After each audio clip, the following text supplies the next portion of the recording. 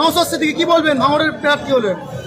নওশাদ সিদ্দিকী প্রার্থী আছে, 5 বছর হয়েছে, এখন 40 বছর থাকবে। সরকার তুমি উড়ে যাবে, তো একটা ক্রিমিনাল।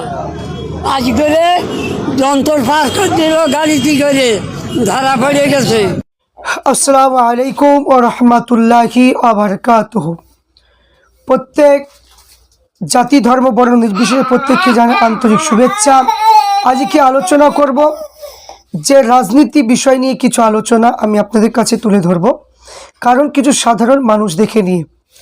কারণ আপনারা প্রত্যেকেই জানেন এখন ভোটের সময় আমাদের গরিব মানুষ, আমরা চাষি মানুষ, অভাবী মানুষকে আমি একটা বার্তা দিতে চাই, এই রাজনীতি নিয়ে আপনারা কেউ কোনো বিভ্রান্তির মধ্যে পড়বেন না, কোনো বিভ্রান্তির মধ্যে জড়াবেন না। যারা ভোটে দাঁড়িয়েছে, যারা প্রার্থী হয়েছে, তারা ভোট চাইবে।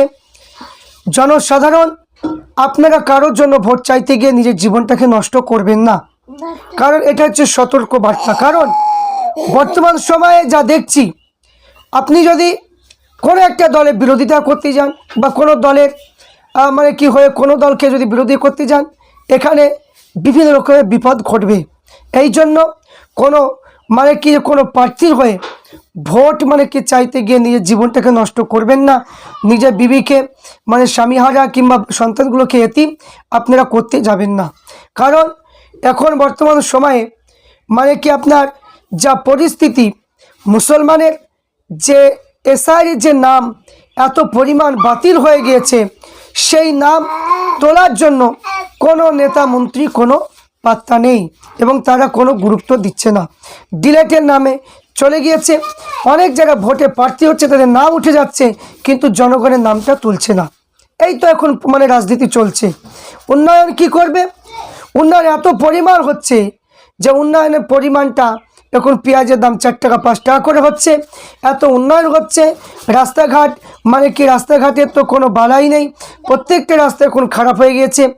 এত উন্নয়ন যে ছেলেপিলের পড়াশোনা নষ্ট হয়ে যাচ্ছে।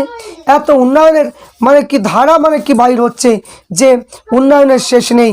কিন্তু এখানে একটা কথা আমি বলতে চাই যে আপনার প্রজন্মর বাচ্চাগুলোকে মানুষের মতো মানুষ করার জন্য আপনারা সেইভাবে সতর্ক হয়ে থাকুন।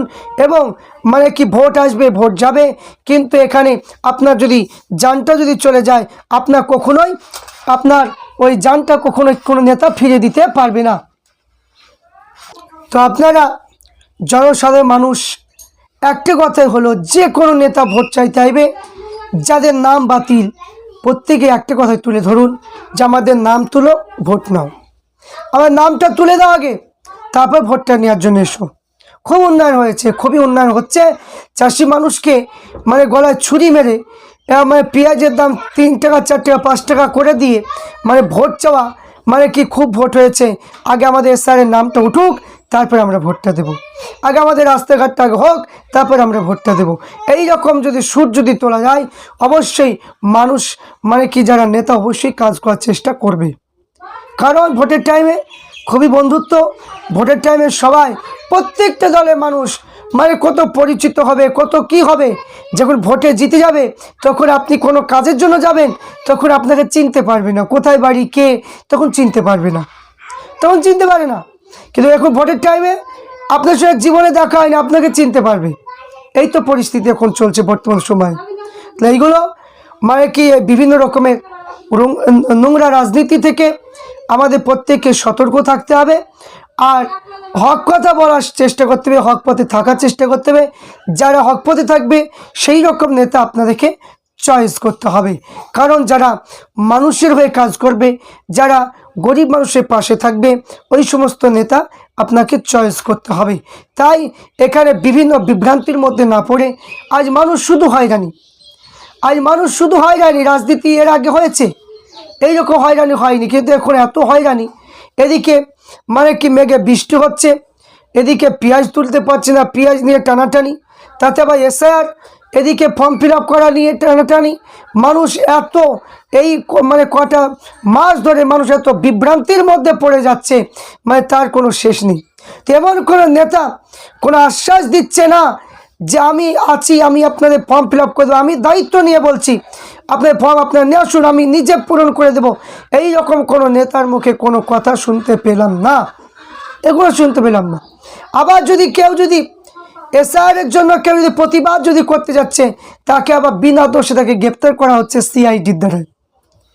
তা চিন্তা করুন, এই যে আমাদের একটা ভাই মোফাক্কির ইসলাম একজন আইনজীবী, তার কোনো দোষ নেই, তিনি ওই মিটিং প্রতিবাদগুলো তোলার জন্য তিনি গিয়েছিলেন, ফোনের মাধ্যমে বলেছেন, অথচ তিনাকে গ্রেপ্তার করা হলো 14 দিনের জন্য, মানে কি আপনার মানে থানায় রাখা হয়েছে। এবং শুধু তাই না, আবার দেখতে পাচ্ছি তাকে নাকি আইনজীবী থেকে তাকে মানে কি দরখাস্ত করে দেবে, সাসপেন্ড করে দেবে। তাহলে কী অন্যায় করেছে ওই ব্যক্তি, কি অন্যায় করেছে আমার মোফাক্কির ইসলাম ভাই, কি অন্যায় করেছে বলুন তো? কোনো অন্যায় তো করেনি, কোনোদিন তো তিনি উস্কানিমূলক বক্তব্য দেয়নি। তিনি আইনজীবী, তিনি কি জানেন না? তিনি কি আইনের কিতাব পড়েনি? তিনি যথেষ্ট পড়েছেন, যথেষ্ট জানে। তিনি কোনোদিন উত্তেজিতমূলক কোনো উস্কানিমূলক কোনো বক্তব্য দেয়নি, কিন্তু শুধু মুসলমান বলে তাকে গ্রেপ্তার করা হলো। উস্কানিমূলক বক্তব্য বলে তাকে গ্রেপ্তার করা হলো। আমরা দেখছি গদি মিডিয়াগুলো কত কি বলছে, জঙ্গি বলছে, কালপেট বলছে। এইগুলো কেন আমাদেরকে শুনতে হবে? আর মুসলমান দেখে কেন এইরকম কথা শুনতে হবে? তাহলে মুসলমান কোনো বিপদে পড়ে গেলে তাহলে কেউ প্রতিবাদ করতে পারবে না, এবার কেমন নিয়ম, কেমন নিয়ম? কিন্তু এখানে দেখুন কি চলছে এখন দুনিয়াতে, কি হচ্ছে এখন দেখুন। যে আজকে কিছু টাকা কিছু পয়সা বিনিময়ে মনে করছে প্রত্যেকে মাথা বিক্রি করে দিয়েছে, তাই তারা যেটা বলবে সেটাই সব সঠিক, আর অন্য কেউ প্রতিবাদ করতে গেলে তাকে গ্রেপ্তার করা হবে। এ কীরকম নিয়ম এটা? তাই মুসলমান জাতি প্রত্যেকেই আইনকে সম্মান রাখে, সুপ্রিম কোর্টকে সম্মান রাখে, পুলিশ প্রশাসন বাহিনীকে সম্মান রাখে। তাই মুসলমান কোনো অন্যায় কোনো উত্তেজিতমূলক কোনোদিন বক্তব্য দেয়নি, কোনোদিন দিতে পারে না, কোনোদিন দিতে পারে না। আর যদি ওটাই যদি হতো, তো অনেক ব্যক্তি তো বলে আমরা হিন্দু রাষ্ট্র তৈরি করব, মুসলমানকে তাড়িয়ে দেবো, জঙ্গি মানে কি মুসলমানকে বলে রোহিঙ্গা বলে, সেগুলো কি উত্তেজিতমূলক কথা নয়? তাদের জন্য তো কোনো স্টেপ নেওয়া হয় না, তো মুসলমানের জন্য কেন শুধু এটা হবে? তাহলে এখানে বোঝা গেল যে মুসলমানকে শুধু ভোটের জন্য ব্যবহার করা হয় গো, তাছাড়া কিচ্ছু না, কিছু বললেই তাকে গ্রেপ্তার করা হবে। তাই এখানে আমি বলবো, একটা কথাই বলবো যে আপনি সতর্ক হন এবং প্রত্যেকেই সতর্ক হওয়ার চেষ্টা করুন। আর প্রত্যেক মুসলমানকে বলবো আপনি আওয়াজ তুলুন, প্রত্যেকেই যারা বড় মোবাইল যাদের কাছে আছে প্রত্যেকে, ফেসবুকে হোক কি মানে কি আপনার ইউটিউবে হোক, প্রত্যেককে বলবো আপনারা যে আমাদের আইনজীবী মোফাক্কির ইসলাম থেকে শুরু করে যে 30 জনকে বিনা দোষে গ্রেপ্তার করা হলো, সেই গ্রেপ্তার যেন নিঃস্বার্থে তাদেরকে মুক্তি দেওয়া হয়, এই জন্য প্রত্যেকে আপনারা কথাটা তুলে ধরুন, এটা আমি বলতে চাই।